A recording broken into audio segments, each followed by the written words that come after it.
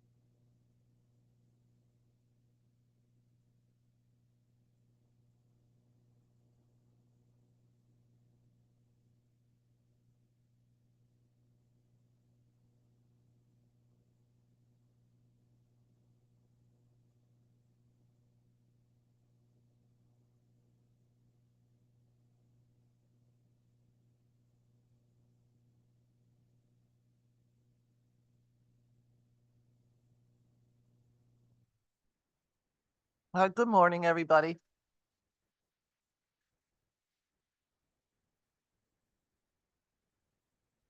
Are you all set? You too?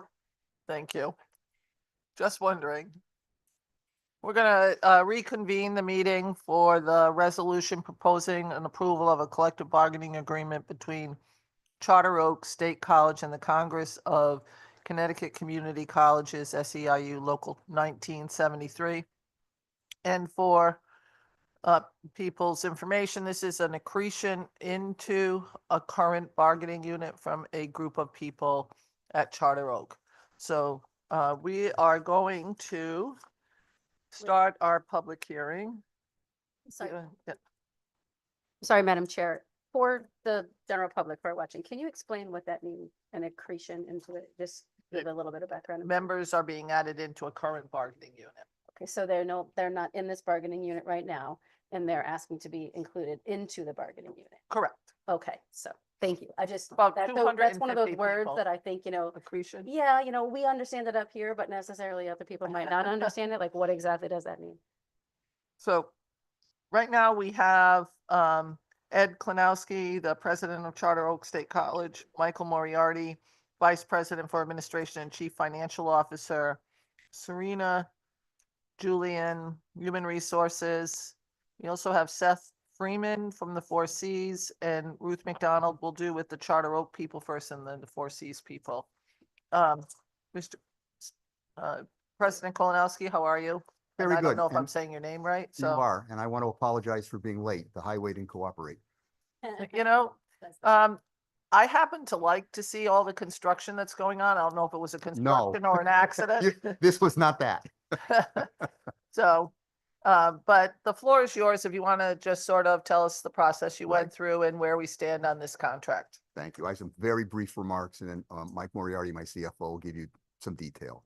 So first, good morning, Senator Austin, Representative Nuccio, members of the committee. I'm Ed Klinowski, president of Charter Oak State College, and I'm here with my CFO, Mike Moriarty, to submit the first contract with Charter Oak's adjunct faculty for your approval. The contract, as you just said, is between the Congress of Connecticut Community Colleges, SEIU Local 1973, and Charter Oak. By the way, the local number is the year of the college's founding. I thought that was kind of cute. The contract has been under negotiation since September 29th, 2023, so this took a while.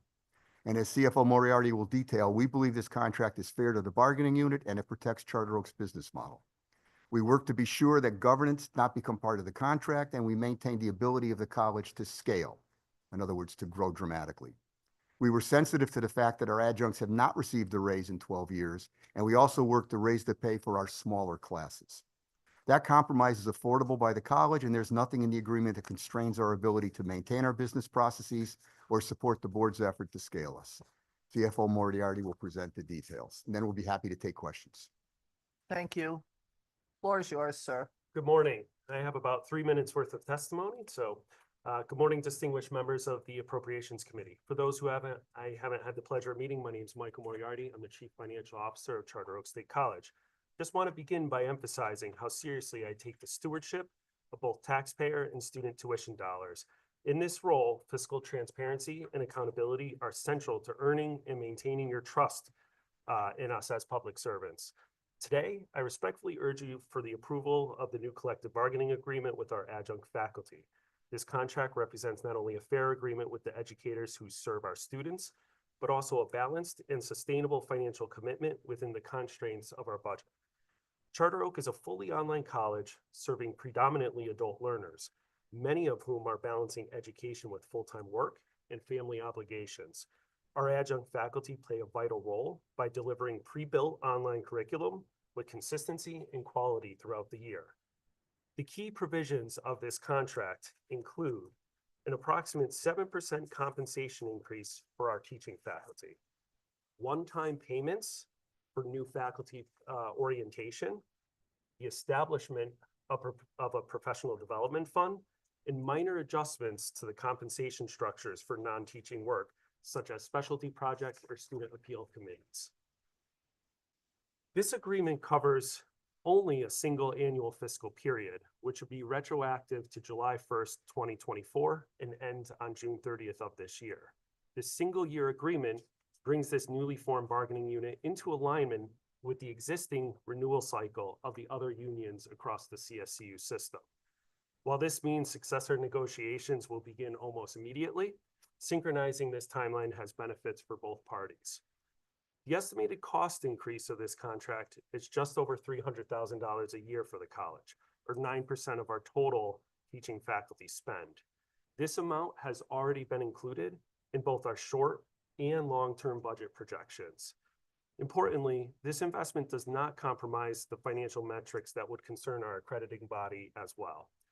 I'd like to respectfully remind the committee that approximately 20% of Charter Oak's operating budget is funded through state appropriations. This means that most wage and inflationary increases are absorbed through our student tuition. Despite this, we have only implemented one tuition increase over the last 7 years. We remain committed to providing an affordable and high-value online education to our residents while providing a fair wage to our employees.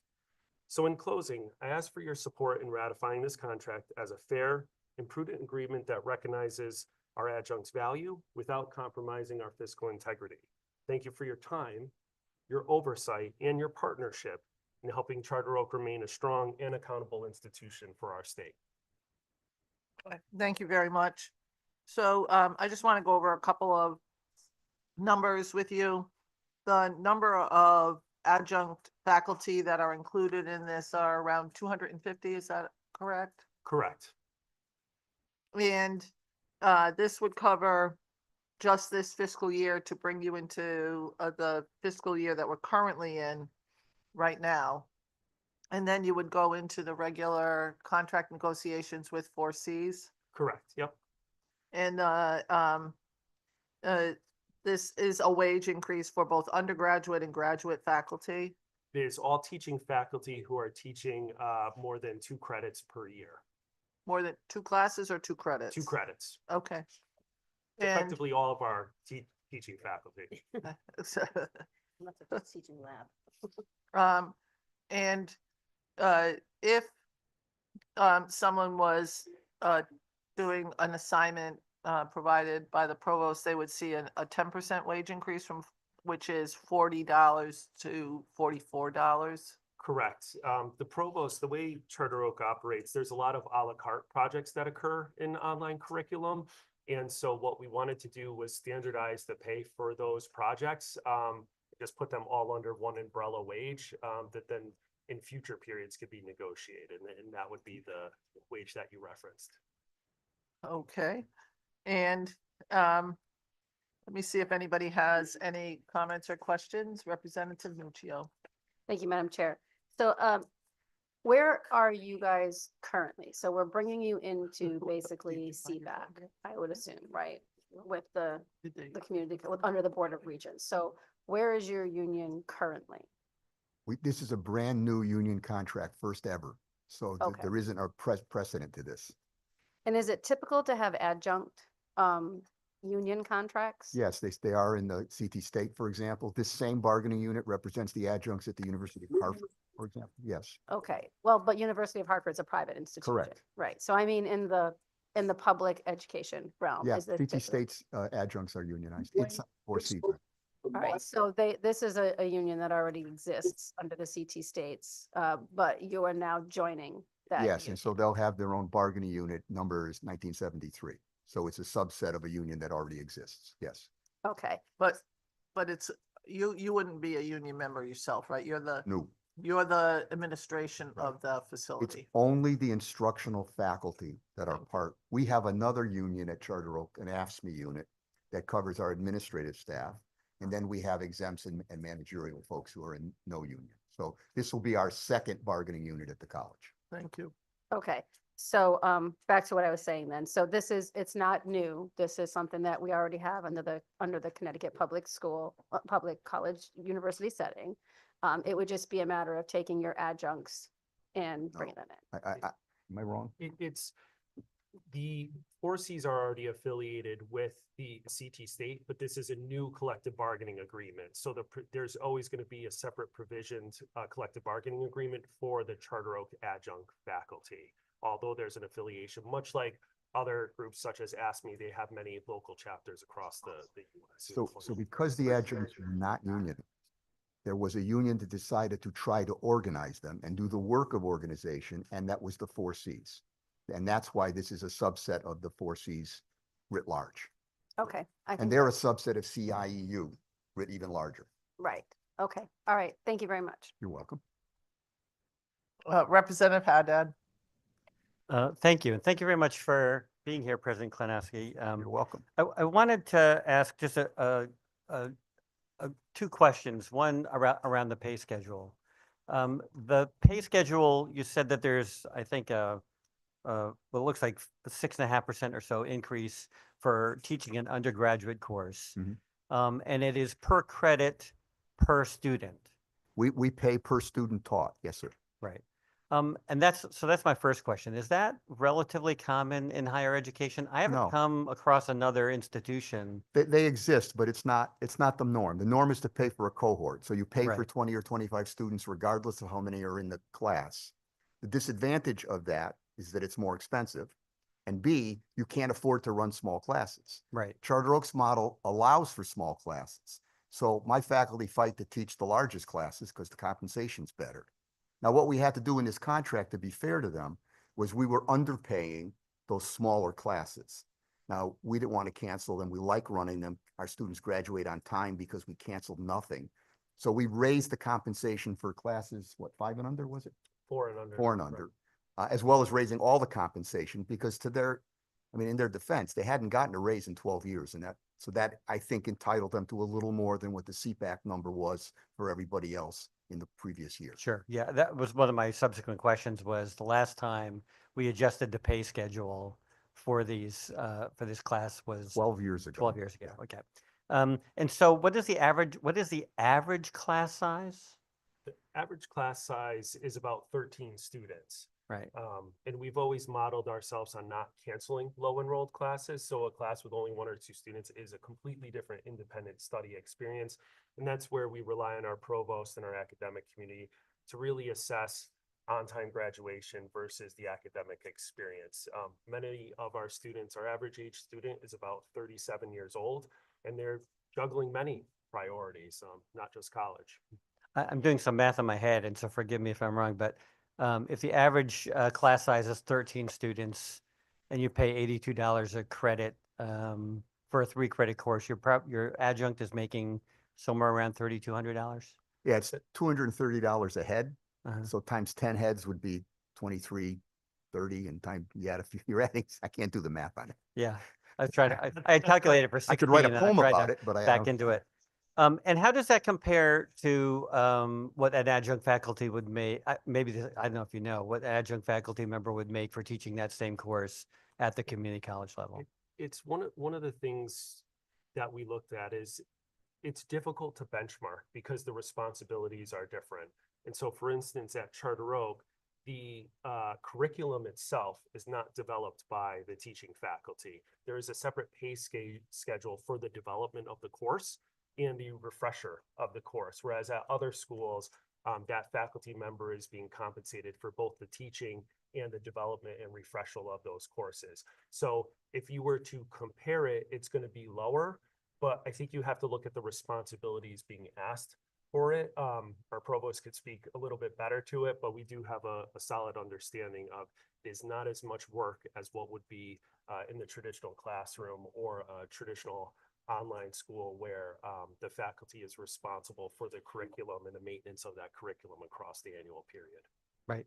But would it be fair to say that maybe the compensation is half of what they would get No, at I the don't community believe that college? would be fair. I mean, typically you get $2,500 to $3,000 to teach 20 students in an online college. I mean, we've looked at Southern New Hampshire's rate, which has not changed, and that's about what it is. You're comparing to other online. I was I asking only about compare to other online colleges. Yeah. I don't think it's fair to compare us to anyone else who doesn't have our model. Fair enough. Okay. And I guess nonetheless, I guess what I would say is that your business model is pretty frugal. I wonder, could you tell me, do you ever have trouble finding staff? Absolutely not. It's Okay. not a problem. And remember, we can draw from a national audience because the courses and the instruction are all done online. Yeah. About- Thank you. Well, just to correct the record, it's not really an accretion. I apologize. This is a new bargaining unit under the umbrella of the 4Cs, not an accretion into a current unit. So I'm I gave out erroneous information. Wanted to make sure that that's a correction. Representative Walker. Thank you. Good morning. Good morning. Morning. Great to see you. I'm sorry, I'm sorry I missed half of it, but if I ask questions that you provided information, fine.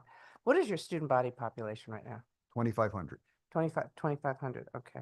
Is, over the last few years, is that? Up 25% in 2 years. Ah, okay. And your student, I mean, your teacher, About 250 adjuncts. tutor. Um, and your semesters are still the same, like it's two, no? We have 6 starts a year. So we run 2 terms in the fall, 2 terms in the spring, and 2 terms in the summer. We're a machine. But I think that because of the fact that you have 37 years as your average, the population's working. Yes. So you're trying to meet, and I think that's wonderful that you're, Well, I'll give you an interesting, we started doing online. We did 8-week classes and 15-week classes. We had some 5-week classes, and our students chose 8 weeks. They liked that, so that's what we're Yeah, doing. yeah. We followed their lead.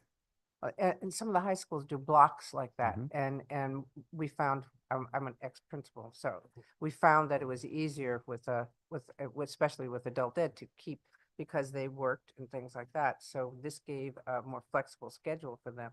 If they couldn't do it for the next 8 weeks, they could work and then come right back in. So I think that's absolutely fantastic. And how much of your how many classes are online and how many are actually in person? All online. All online. I did not know that. Wow. Well, it's partly why we can be, to use Representative Haddad's word, frugal. We're offering adult learners, working learners, the Okay. lowest cost bachelor's approach anywhere. We haven't raised tuition. We raised it once in the last 7 years. Mhm. And so to deliver low cost, high quality education, there's things we do and things we do not do. So for example, we design each course once. So we have a cornerstone course that every student has to take, build it once, and everyone that teaches it teaches from that curriculum. So their job is to mentor students. It's not to design curriculum. That's handled separately. So those kinds of efficiencies allow us to keep our price point low.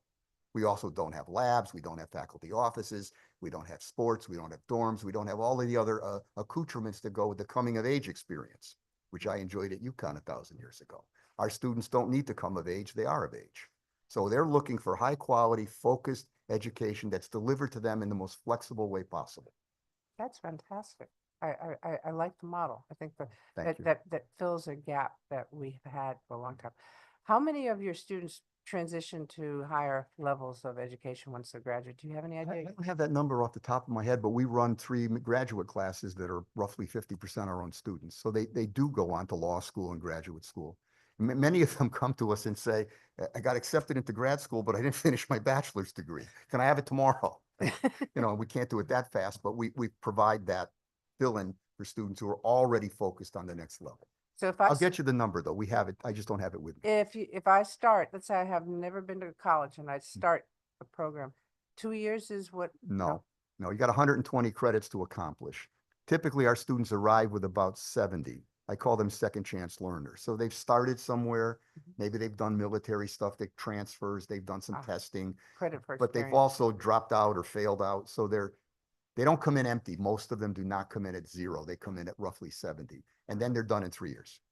Oh, wow. Yeah. Okay. All They right. take 8.2 credits per semester. How's that for a number? Wow. That I know. You've got this down to a good map. I like this. I like this. Well, that number, as it keeps going up, it means more of them are going full-time. And as most of you know, the success rate for students goes up the more courses they take up to full-time. Part-time, there's more interruptions, there's more ways to not finish. So we're very happy. I think our full-time population is 25 or almost 30% now, which is typical of the rest of higher ed. Okay. There's been a real increase over the last few years. Okay. Thank you. Thanks you. for the questions. Thank you. Representative Corpus.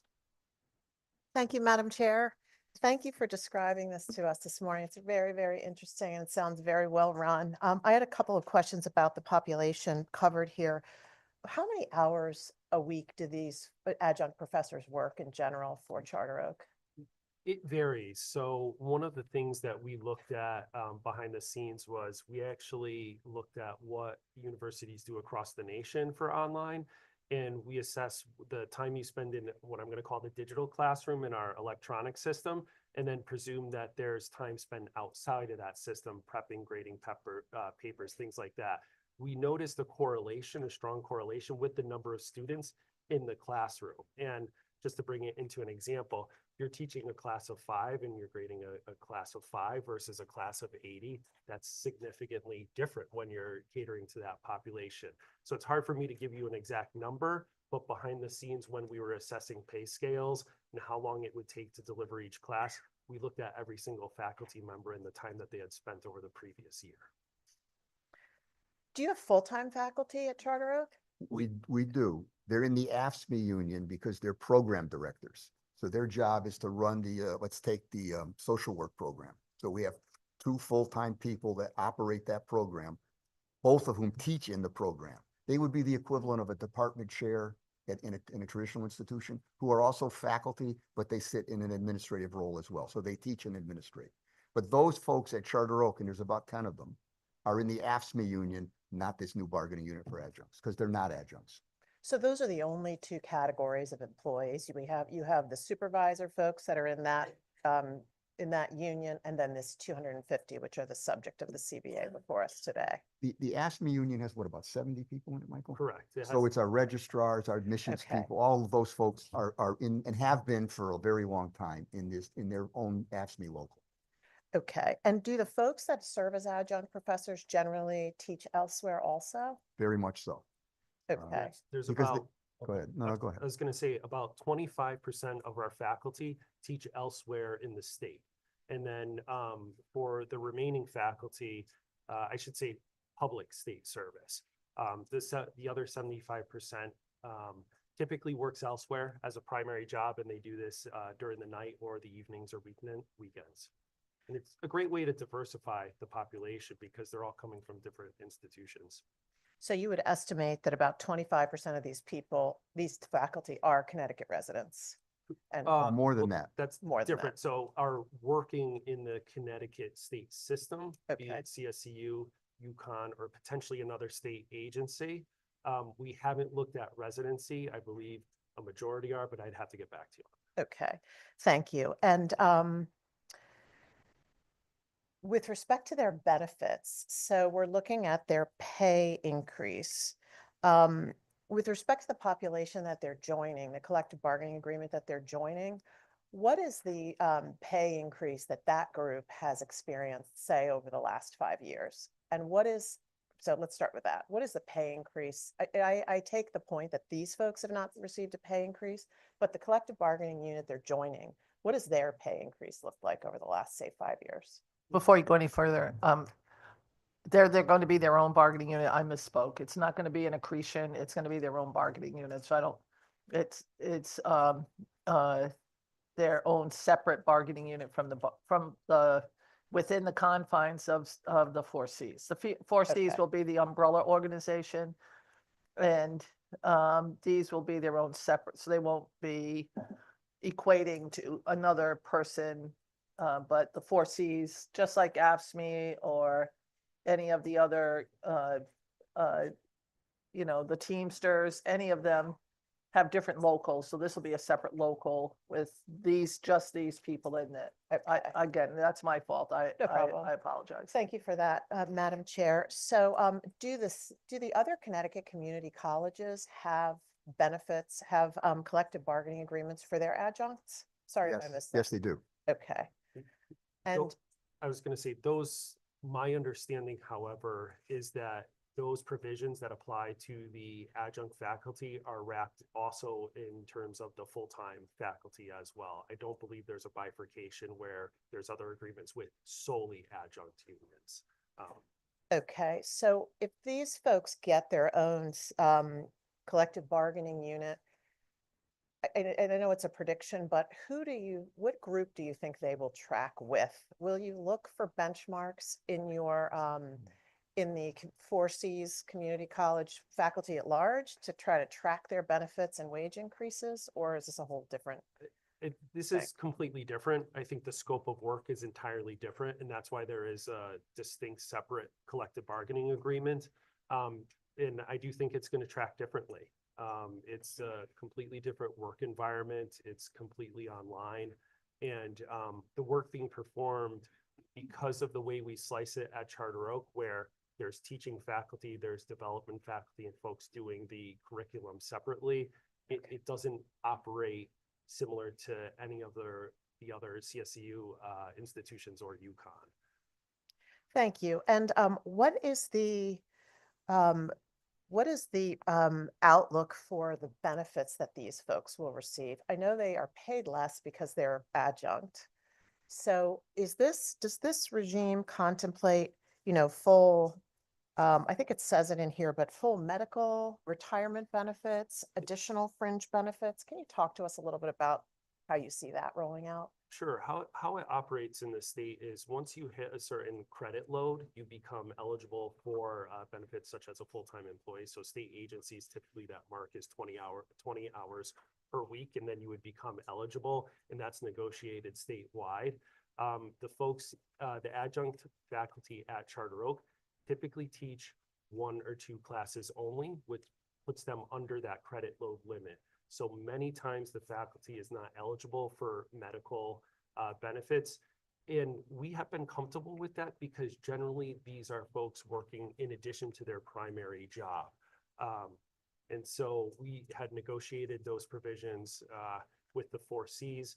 But what I will say is the negotiation itself, there are other things that adjunct faculty deserve that should be in the contract that are important.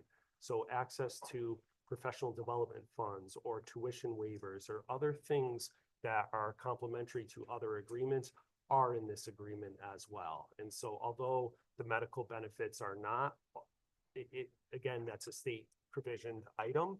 It's not something that we would negotiate as part of this contract. The other items were, and I just want to make one point of clarification.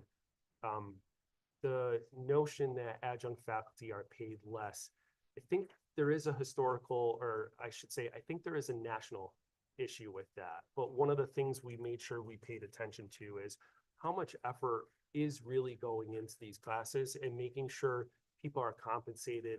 And if you could break it down almost to an hourly basis, are they being compensated what we would expect someone with a doctoral or a master's degree to be? And how does that compare across the other bargaining units in the CSU system, which we did do?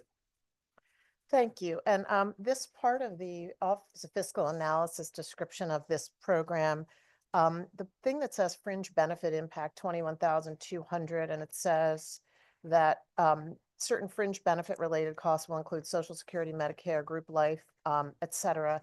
That is for the portion of the 250 people who meet the thresholds you just described, 20 hours per week, et cetera. Correct. I'm not sure I have what you have Oh, sorry. that's okay. But fringe benefits, they not only include health and medical, but there's always the standard FICA tax, which would be considered fringe, which would be into that number. And the number you referenced sounds correct. And do people become eligible for those kinds of fringe benefits after a certain number of years of service in the system, to your knowledge? For medical and dental, that would be the hours per week. And I meant retirement, sorry. Oh, for retirement, I believe it is the same, but I don't know the definitive answer, so I don't want to give you the wrong information. Which is probably in like the 10 to 15 year range, becoming eligible for retirement based on the salary at the end of the employment period. There's an election process that occurs at the beginning, but I would have to have someone answer for you. I just don't want to give you Okay. incorrect information. Thank you. Thank you, Madam Chair. Thank you. And what we have in front of us is what we call the fiscal note. Would you like a copy of that? Sure, that's That fine. way you It's can answer hopefully- the questions that people are asking Absolutely. of you, unless there's no more questions. Representative DeFranco. Thank you, Madam Chair. Thank you both for being here. Appreciate it. Appreciate the work that your staff and faculty do.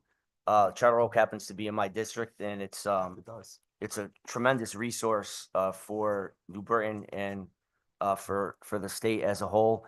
I don't really have any questions, just a couple comments, because I know as I talk to people in the community, they use Charter Oak as a resource. It's a great thing for working families. for people that are, looking to better themselves through education. It's a great opportunity for them to take advantage of classes at times where they might not be able to do it at a more traditional university. So I thank you for your work and really appreciate the things that you do for our community. I know as I talk to people, they mentioned that they're back in school at Charter Oak. I have family members that have been there. So really important. And it's really a great resource for the people in Connecticut and especially New Britain. So thank you. Thank you, sir. Are there any other questions? Seeing none? None online? Oh, wait a minute. Representative Ackert, you got to change the color of that because it fades into your background. Sorry. Go ahead, sir. Thank you, Madam Chair, and appreciate it. Hopefully you can hear me fine.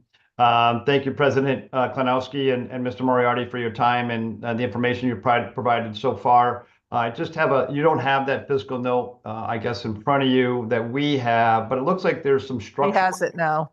Okay, there's some structural changes here, which is like the course leads, program leads, and discipline leads are now eliminated, and you're now going with faculty team leads. Is that correct? That is correct. And it looks like that count of about 15 by the budget numbers that I have. Correct.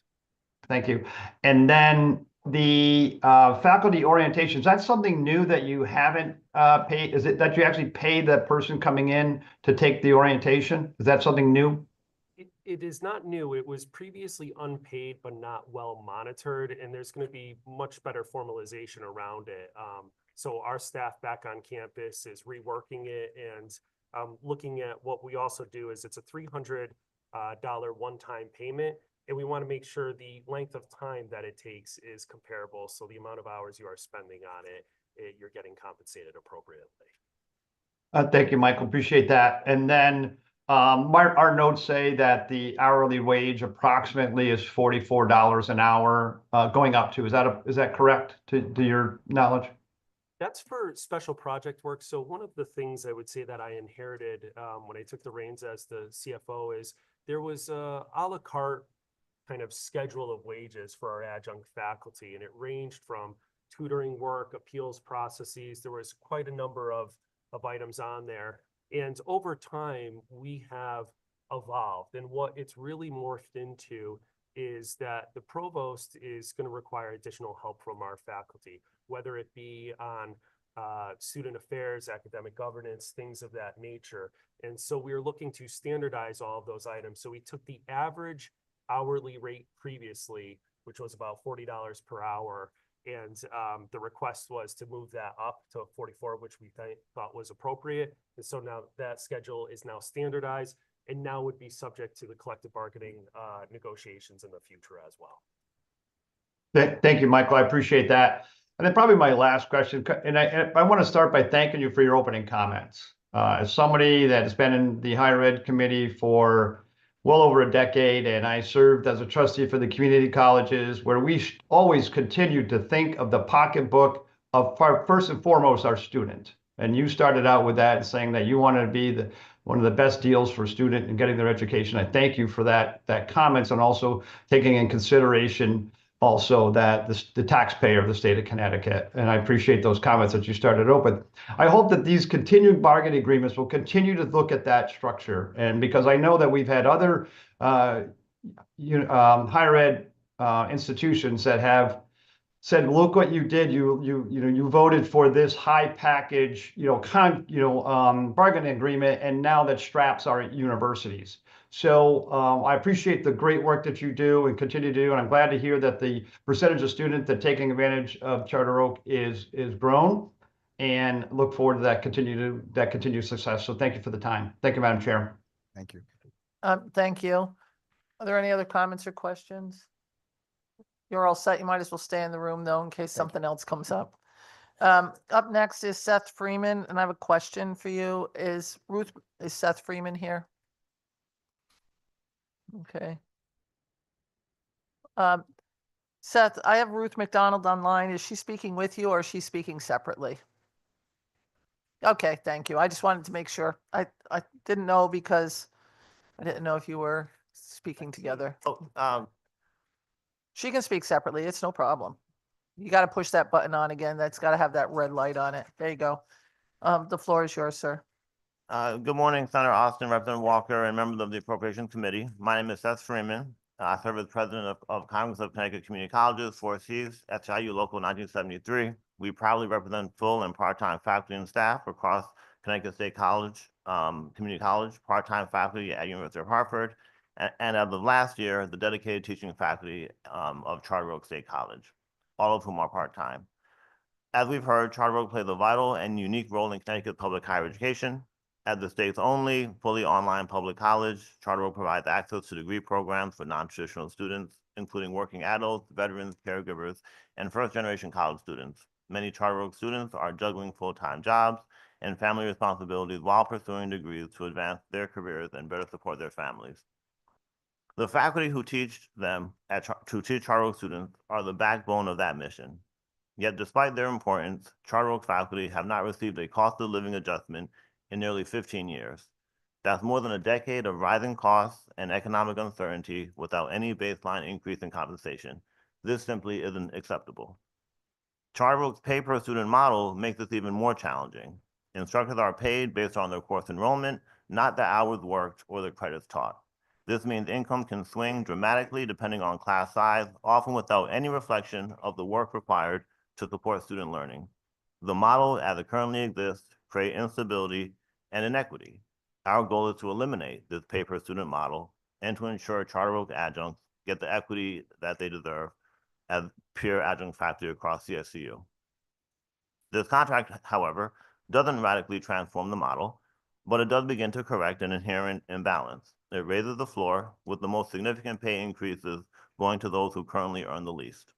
The contract also includes common sense provisions like transparent workload expectations and a clear process for addressing concerns.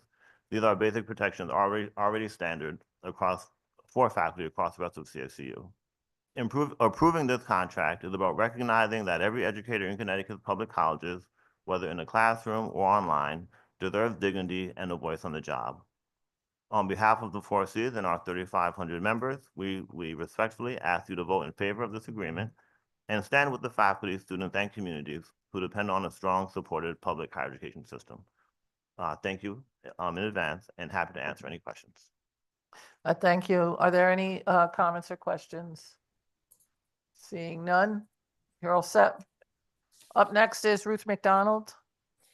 Yes, good morning, Senator Austin and members of the Appropriations Committee. I'm Dr. Ruth McDonald of Bethany and Niantic and Charter Oak State College, where I've been teaching English and global studies for 25 years. Nobody needs to speak for me. I can do this. I'm also a union delegate. Most people will never have the chance to start a brand new union like this one. So congratulations to all of you. Welcome to the birthday party. I'm here to ask for your support for this new set of scholars from whom you've probably not heard before. There are about 250 of us. We teach online at Charter Oak, and we are the last group of state college faculty to unionize. We are all part-time, no full-time professors at Charter Oak except in administrative positions. Most of us work other jobs in academia and in the professions. And most of us remember the last time our salaries were adjusted in 2012, with our longevity reflecting our commitment to the mission of the college to teach adult learners. It's rare that there's complaints about our performance from our students. We're good at what we do and we like doing it. Most of us are from Connecticut and we vote and we pay taxes here. And most of us appreciate the commute, especially today when apparently there were traffic problems. The contract before you is standard language for an academic institution. I'm particularly glad to have a statement of academic freedom and a labor management group in place. For me, teaching at Charter Oak has been something of a call. It's a chance to learn from my students and also to share my knowledge with them, no matter where they live and what time zone they're in. I've had students take my course from Shanghai and Saigon And down the road from the Fukushima nuclear power plant, he was safe, but it was not clear that Amazon would be able to deliver the books in time. The good news is that they did. I've had a service person relocate from El Paso, Texas to Bahrain in the middle of a course and never miss an assignment. The students, at least the best of them, are committed to their learning, and so am I. And most of these students are from Connecticut, and they vote and pay taxes here. And some of them have gone on to be my colleagues, including our new chapter president, Cynthia James. She's working at Yale right now and isn't it available. Yes, this contract will cost money, but it's a modest ask, as is the language presented here, which I can assure you is grammatical. And the ask is not unusual after some years of no adjustments in pay. Again, I ask for your support. And in conclusion, happy birthday to William Shakespeare. It's not every day you start a union. It's not every day you get to celebrate somebody turning 461. Thank you. Thank you. Don't go anywhere. Let's see if anybody has any questions. First of all, I want to know what you teach. I have been teaching literature for children, world literature for children. Because I want to know if you would take me on as a student, because I imagine that your classes are entertaining, and I think that that would be great. Sure. I'm sure that President Klonowski you would not be the first student who is my age. Very good. Very good. Because I'm rather old, so I would be liking to take classes as a learning experience and further my education. Well, thank you. I appreciate the compliment. Thank you. Are there any other comments? Representative Corpus. Thank you, Madam Chair. Thank you for your excellent testimony. I'm just curious, in your experience, Professor, the students that you have, are they continuing learners so that for their own fulfillment, or do they generally come to Charter Oak to get a degree for a career bump up, a career change? What is the profile in your experience? The profile is split along the lines you describe. Most of them are employed and are looking for the credential to move forward. Some of them do it for their own benefit. In a world literature for children course, I frequently find people working in libraries who want to go to library school. Thank you. Representative Acker. Again, you got to change the color that it blends in with the back of the bricks behind you. My students do this too. Yeah. I'm Okay. sorry about that. I'll work on that. But thank you, Madam Chair. First, Ruth, thank you for the work that you do. Thank you. Question that I have, though, you said sending books. Do you guys send books, or do you use primarily digital? It's primarily digital, but this student was in Japan and was concerned that he needed the physical copies. So it's primarily digital, but if you're teaching literature for children, there are times when you will want the physical copy. Okay, thank you for that. I was shocking when I heard sending books with what we can do nowadays digitally. And then I just a comment, personal comment. You have the same exact name and spelling of your last name as my mother, by the way. You're much younger than my mother, though. Just saying that. Is Kathina your relative as well? I've met her and she said, you have the same name as my grandmother. And I said, I bet she's funny too. Yeah. Thank you for being here. Thank you for what you do. It's been a joy. Thank you. Thank you. Are there any other comments or questions? Seeing none, you're all set, ma'am. So I'm gonna, if there are no other speakers for this particular public hearing, I am going to close the public hearing. Madam Administrator, let me know when you're ready for us to open up. So we're going to open up the committee meeting, and this is, Madam Administrator, a couple of things. One, can we leave votes open for each resolution, because I don't see a lot of people here or online relative to the meeting. I think everybody got burnt out yesterday. So We're going to start with, I'm going to open up the committee meeting. Are there any remarks? Representative Walker? No, ma'am. I think I hope that all my colleagues will support the, at least the House Resolution 15. Representative Nuccio? Senator Summers? I see you driving. Please be careful. Yeah, you're all set, ma'am. We know you're on, so. We're gonna go to collective bargaining resolutions for review. We're gonna start with the Senate. Only senators can make a motion and vote on the Senate resolution number 14, resolution proposing approval of a collective bargaining agreement between Charter Oak State College and the Congress of Connecticut Community Colleges, SEIU, local So moved. 73, moved by Senator Summers. Is there a second by a senator? I'll make the second, Madam Chair. Who is that? Senator Gordon. Thank you. Is there any discussion on this? Seeing no discussion, Madam Administrator, would you mind calling the roll? Senator Austin, Senator Austin votes in the affirmative. Senator Hartley, Senator Kushner, Senator Kushner votes yes. Thank you, ma'am. Thank you. Senator Summers, Senator Summers votes yes. Senator Berthel, Senator Anwar. Good morning, Madam Administrator, Senator Berthel. Hello, good to see you. Senator Berthel votes in the affirmative. Thank you, sir. It's lovely to see you. Thank you, ma'am. Senator Anwar. Senator Flexer. Senator Gordon. Senator Gordon votes yes. Thank you, sir. Senator Harding. Senator Lesser. Senator Marks. Senator Marks votes yes. Thank you, ma'am.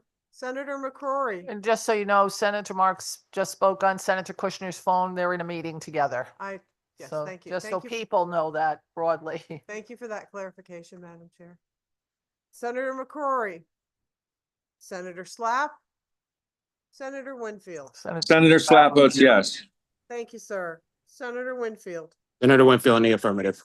One more- Also on Senator Kushner's phone. I need to see his face though, so can you, one more time for me? Senator Winfield in the affirmative. Thank you, sir. Okay, Madam Chair. And again, how late would you like us to leave these votes open till? Forever? How about noon? Noon would be, I think, quite reasonable. Okay, we're gonna leave these votes open till noon. Representative Walker? Thank you, ma'am. Yes, I'd like yes, for House Resolution number 15. It's been moved and can I have a second? Second, okay. Are there any questions or comments about the resolution before us? If not, Madam Administrator, please call the roll. Representative Walker. Yes. Representative Exum. Yes. Representative Paris. Representative Nuccio. Representative Ackert. Representative Ackert votes yes. Representative Baker. Representative Baker votes yes. Representative Belton. Here, you can get up. Representative, okay, let me try it one more time. Representative Belton. Representative Belinsky. Representative Belinsky votes in the affirmative. Thank you, sir. Representative Brown. Representative Candelaria. Candelaria votes yes. Representative Corpus. Corpus votes yes. Representative Dathan. Representative Dathan votes yes. Representative DiCaprio. DiCaprio, yes. Representative DeFranco. Representative Delaney. Representative Delaney votes yes. Representative Delnicki. Representative Dillon. Representative Dillon votes yes. Representative Felipe. Representative Foncella. Monticello votes yes. Representative Garabay, Garabay votes yes. Representative Gibson, Representative Gibson votes yes. Representative Gilchrist,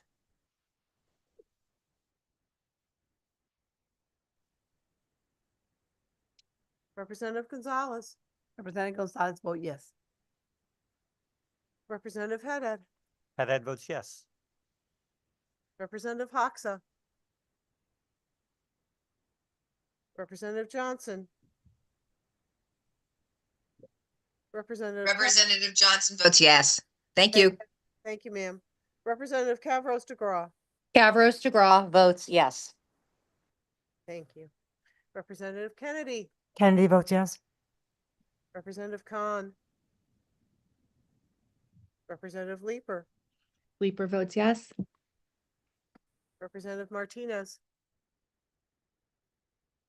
Representative McCarthy Vahey, McCarthy Vahey votes yes. Representative Nolan, Nolan in the affirmative. Representative Pavlock D'Amato, Representative Reyes, Representative Reyes in the affirmative. Representative Rosario, Representative Rosario in the affirmative. Representative Ryan. I'm sorry, did you say my name? I did. Well, it's Hello. tough to hear with all the background noise. Yes, yeah, I'm voting yes. Thank you, sir. Representative Manny Sanchez, Representative Manny Sanchez votes yes. Representative James Sanchez, and Representative Sims. Thank you, Madam Chair. And the votes will be open until noon. Thank you. So we're gonna keep the meeting open until noon. We're recessing until noon. And can you tell me which senators have not voted yet? Is right. This is Senator Anwar.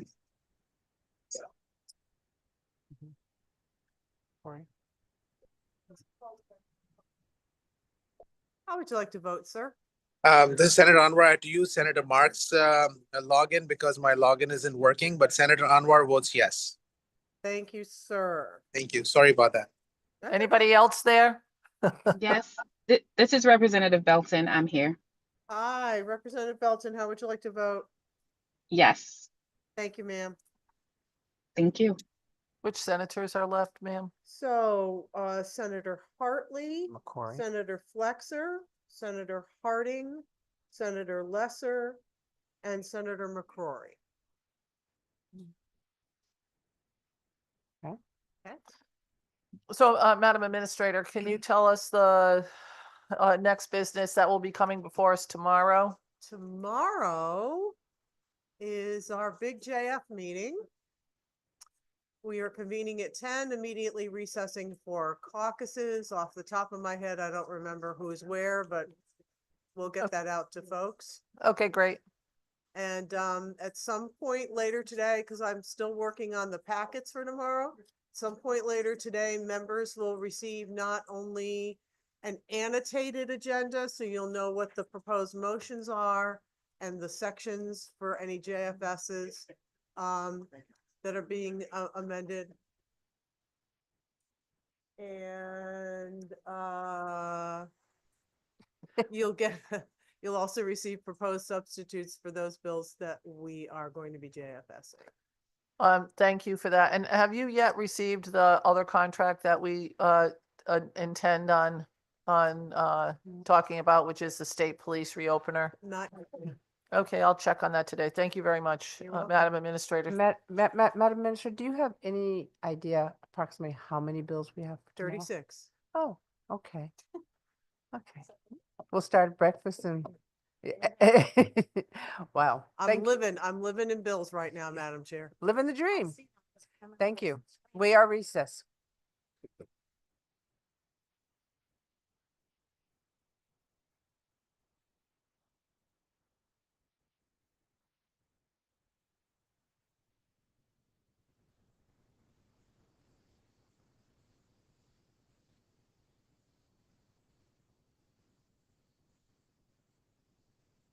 Yes.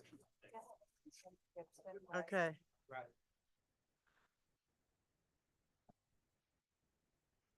All right. She's out, so I can do.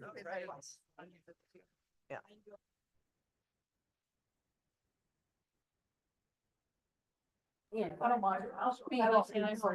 Senator Flex. Get it done, that's all. Because you're here, your audio is here. Want me to mute you? Yes.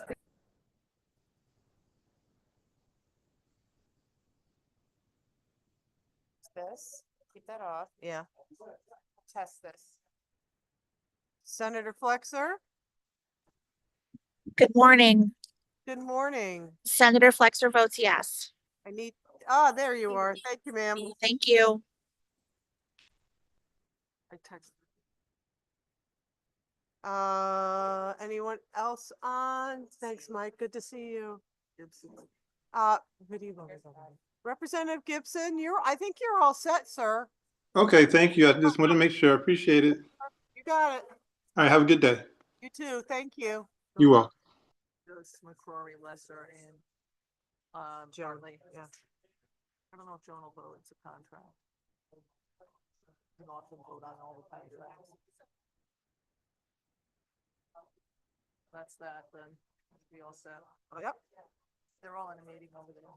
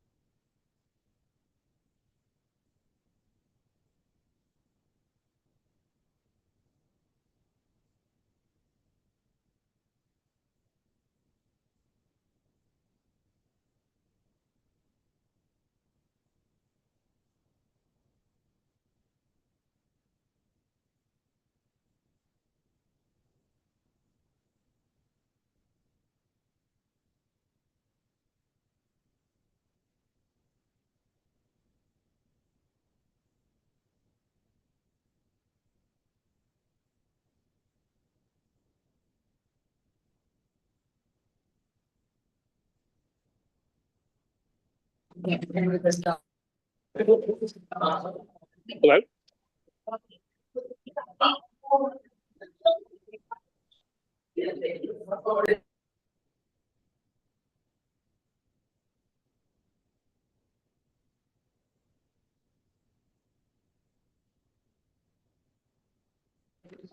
Madam Clerk? Well, it's actually not the Madam Clerk. It's the Madam Administrator. Hi. Hi. I didn't see you on, Madam Administrator. I know, I'm here now. I had to get reconnected. So how would you like to vote, sir? I think it's probably a good idea. Yes, aye, affirmative. Thank you, sir.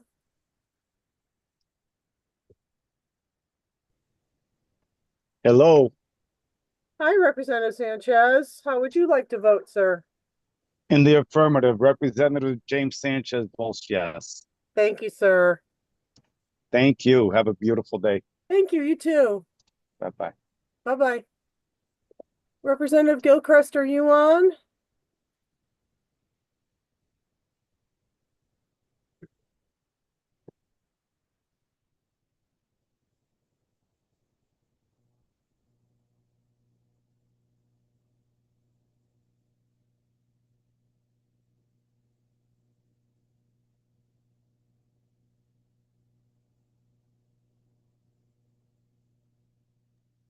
Gotta be on so that people can hear you. You need to stand in front of your camera. You don't have to. They can hear you. If I could see you. All right. Representative Felipe.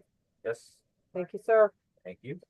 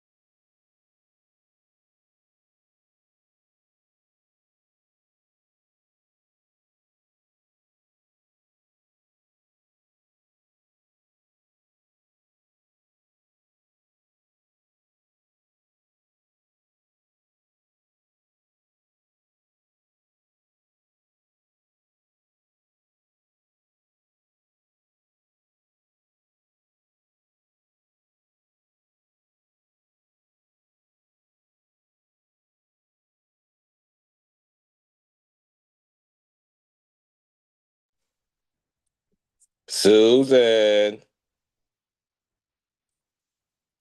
Good morning, Senator McCrory. How are you? I am the last person. Not quite, but nearly. Okay, how many votes did I miss? You are voting on Senate Resolution 14. I say yes. Thank you, sir. Thank you. Are we having any more votes today? Not today. I'll see you tomorrow. I'll see you tomorrow. All Bye. right, bye-bye.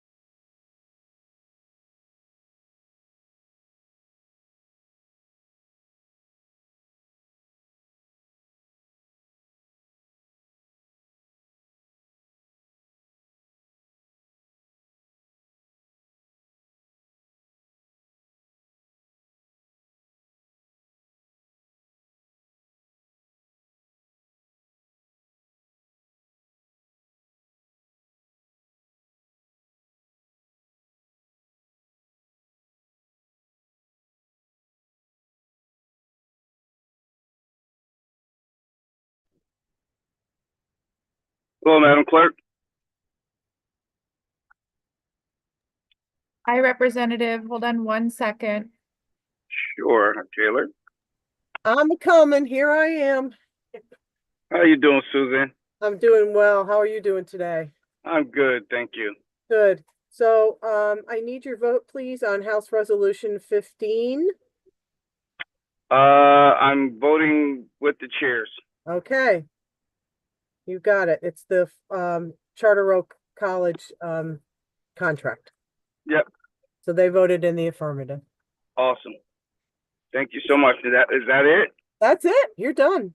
Wow. Well, I'm just getting to the capital. So I guess I'll be going to the judiciary. God love you. All right. All right. We'll see you tomorrow. All right. Take care. You too. Bye-bye. Bye bye. I gotta go back in.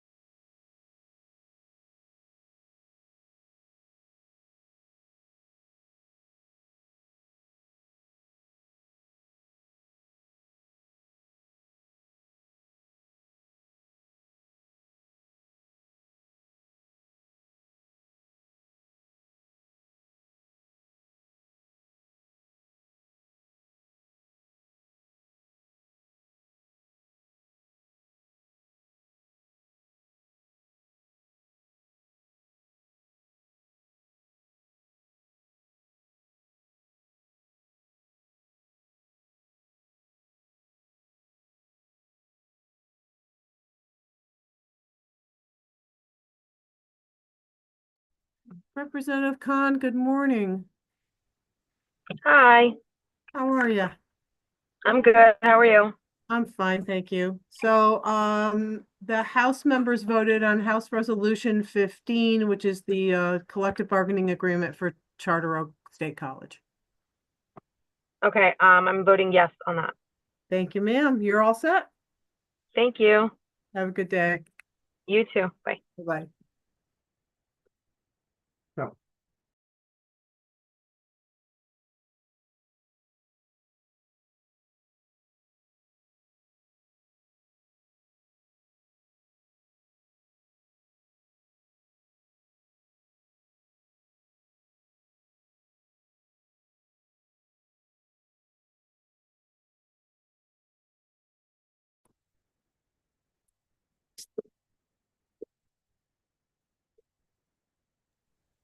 Representative Brown, good morning.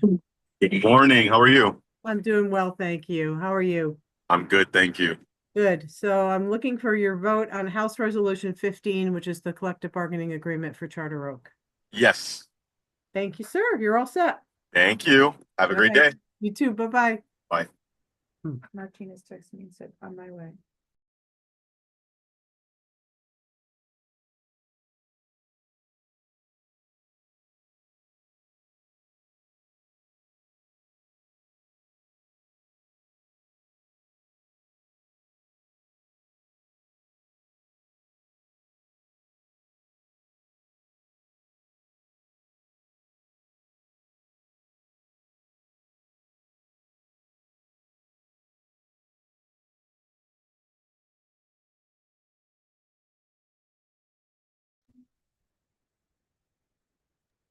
Senator Harding, good morning. Good morning. How are you? I am well, thank you. Sorry about that. I was on mute. That's okay. I'm looking for your vote, sir, on Senate Resolution 14, the I charter. vote yes. Great. You're all set. Thank you so much. Appreciate it. Thank you. Bye-bye. Bye-bye.